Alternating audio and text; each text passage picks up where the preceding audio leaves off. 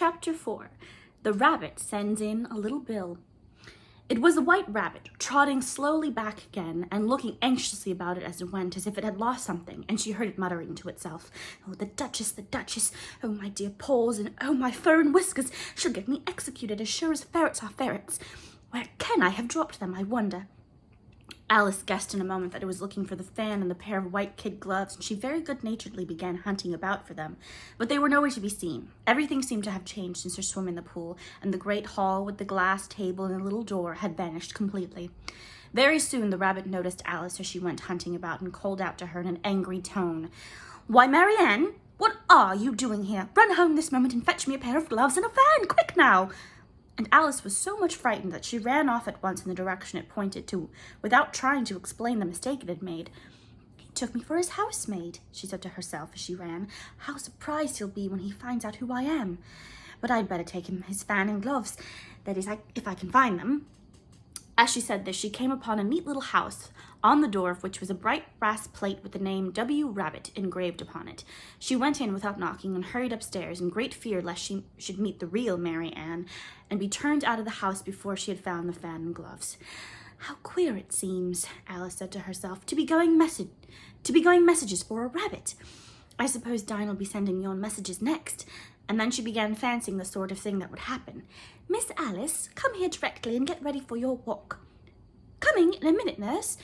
But I've got to watch this mouse hole till Dinah comes back and see that the mouse doesn't get out. Only I don't think," Alice went on, "that they'd let Dinah stop in the house if it began ordering people about like that." By this time she had found her way into a tidy little room with a table in the window, and on it, as she had hoped, a fan and 2 or 3 pairs of tiny white kid gloves.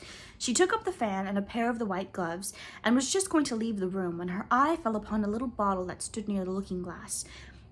There was no label this time with the words "Drink me," but nevertheless she uncorked it and put it to her lips. "I know something interesting is sure to happen," she said to herself, "whenever I eat or drink anything. So I'll just see what this bottle does. I do hope it'll make me grow large again, for really I'm quite tired of being such a tiny little thing." It did so indeed, and much sooner than she had expected. Before she had drunk half the bottle, she found her head pressing against the ceiling and had to stoop to save her neck from being broken. She hastily put down the bottle, saying to herself, "That's quite enough. I hope I shan't grow any more. As it is, I can't get out of the door. I do wish I hadn't drunk quite so much." Alas, it was too late to wish that. She went on growing, and very soon had to kneel down on the floor. In another minute, there was not even room for this, and she tried the effect of lying down with one elbow against the door and the other arm curled round her head. Still, she went on growing, and as a last resort, she put one arm out the window and one foot up the chimney and said to herself, "Now I can do no more. Whatever happens, what will become of me?" Luckily for Alice, the little magic bottle had now had its full effect, and she grew no larger. Still, it was very uncomfortable, and as there seemed to be no sort of chance of her ever getting out of the room again, no wonder she felt unhappy. "It was much pleasanter at home," thought poor Alice, "when one wasn't always growing larger and smaller and being ordered about by mice and rabbits. I almost wish I hadn't gone down the rabbit hole. And yet, it's rather curious, you know, this sort of life. I do wonder what can have happened to me. When I used to read fairy tales, I fancied that kind of thing never happened, and now here I am in the middle of one. There ought to be a book written about me. That there ought, and when I grow up, I'll write one. But I'm grown up now," she added in a sorrowful tone. "At least there's no room to grow up any more here.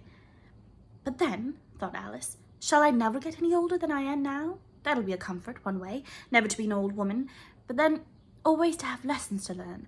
Oh, I shouldn't like that." "Oh, you foolish Alice," she answered herself. "How can you learn lessons in here? Why, there's hardly room for you, and no room at all for any lesson books." And so she went on, taking first one side and then the other, and making quite a conversation of it altogether. But after a few minutes she heard a voice outside and stopped to listen. "Marianne, Marianne," said the voice, "fetch me my gloves this moment." Then came a little pattering of feet on the stairs. Alice knew it was the rabbit coming to look for her, and she trembled till she shook the house, quite forgetting that she was now about 1,000 times as large as the rabbit, and had no reason to be afraid of it. Presently the rabbit came up to the door and tried to open it, but as the door opened inwards, and Alice's elbow was pressed hard against it, that attempt proved a failure. Alice heard it say to itself, then I'll go round and get out the window." "That you won't," thought Alice, and after waiting till she fancied she heard the rabbit just under the window, she suddenly spread out her hand and made a snatch in the air. She did not get hold of anything, but she heard a little shriek and a fall and a crash of broken glass, from which she concluded that it was just possible it had fallen into a cucumber frame or something of the sort. Next came an angry voice, the rabbit's. "Pat, Pat, where are you?" And then a voice she had never heard before. "Sure, then I'm here, digging for apples, your honour." "Digging for apples, indeed," said the rabbit angrily. "Here, come and help me out of this." Sounds of more broken glass. "Now tell me, Pat, what's that in the window?" "Sure, it's an arm, your honour." He pronounced it arm. "An arm, you goose! Whoever saw one that size? Why, it fills the whole window." "Sure it does, your honour, but it's an arm for all that." "Well, it's got no business there, at any rate. Go and take it away." There was a long silence after this, and Alice could only hear whispers now and then, such as, "Sure, I don't like it, your honour, at all, at all.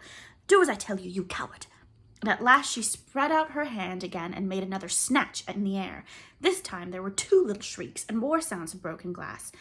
"What a number of cucumber frames there must be," thought Alice. "I wonder what they'll do next. As for pulling me out of the window, I only wish they could. I'm sure I don't want to stay in here any longer." She waited for some time without hearing anything more. At last came a rumbling of little cartwheels and the sound of a good many voices all talking together. She made out the words, "Where's the other ladder? Why, I hadn't to bring but one. Bill's got the other. Bill, fetch it here, lad. Here, put 'em up at this corner. No, tie 'em together first. They don't reach half high enough yet. Oh, they'll do well enough, don't be particular. Here, Bill, catch hold of this rope. Will the roof bear? Mind that loose slade. Oh, it's coming down. Heads up." A loud crash. "Now, who did that? It was Bill, I fancy, who's to go down the chimney." "Nay, I shan't. You do it." "That I won't, then. Bill's to go down. Here, Bill, the master says you've to go down the chimney." "Oh, so Bill's got to come down the chimney, has he?" said Alice to herself. "Why, they seem to put everything upon Bill. I wouldn't be in Bill's place for a good deal. This fireplace is narrow, to be sure, but I think I can kick a little." She drew her foot as far down the chimney as she could and waited till she heard a little animal, she couldn't guess what sort it was, scratching and scrambling above in the chimney, close above her. Then saying to herself, "This is Bill," she gave one sharp kick and waited to see what would happen next. The first thing she heard was a general chorus of, "There goes Bill! There goes Bill!"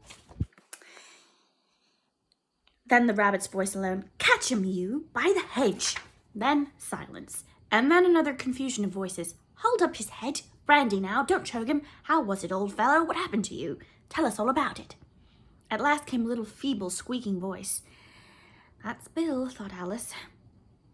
"Well, I hardly know. No more, thank you, I'm better now. But I'm a deal too flustered to tell you. All I know is something comes at me like a jack-in-the-box, and up I goes like a skyrocket." "So you did, old fellow," said the others. "We must burn the house down," said the rabbit's voice, and Alice called out as loud as she could, "If you do, I'll set Dinah at you."